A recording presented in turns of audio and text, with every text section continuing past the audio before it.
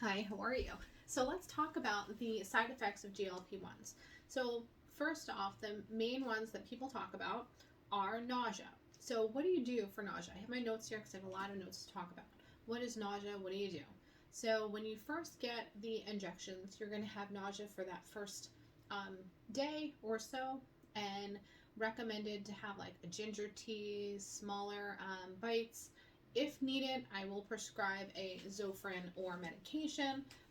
I prefer you to use natural options. Why? Just hydrating and smaller food options and having protein in your beginning of your day. Just because you're not hungry does not mean that you should not be eating.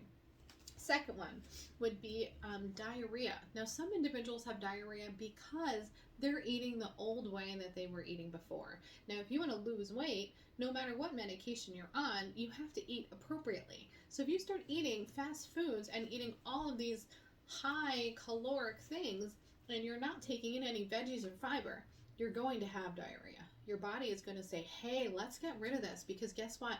It's trying to empty out all of that bad foods and that bad oils and bile. So that is giving you diarrhea. And until you adjust that, you're going to still have diarrhea and you're not going to want to be on this medication for too long.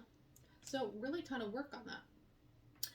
Second, what happens? Some people say they have vomiting. I haven't really had seen vomiting, but I would definitely say a little bit of nausea. And those that are vomiting, they have excess fried foods in their diet and they haven't made proper choices. So you're going to hear a lot of me saying, what choices and actionable steps are you going to make? Medical weight loss is part of the equation. It's not the full equation in medical treatment to get you better. It's behavior, it's modifications, it's changing and thinking about the whole health approach. And that's the way I'm always about. So the reason I work on this is because we can do this together. We can. So next, what do you do for headache?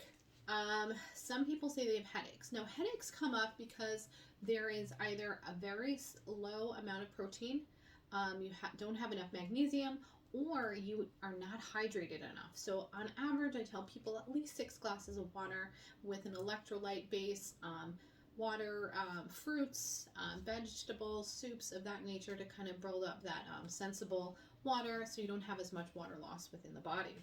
And that will help with headaches. Now, if it progresses and it's prolonged, you may not be a candidate for the medication.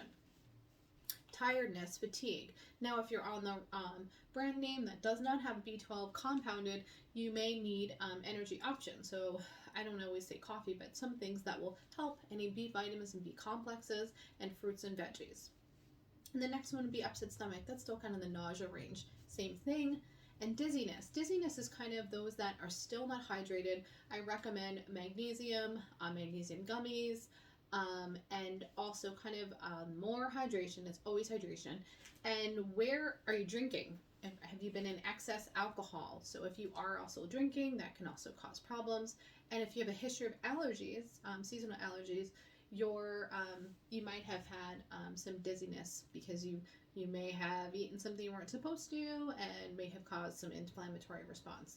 What I recommend with that and dizziness is kind of resting, hydrating, and looking at what you're eating.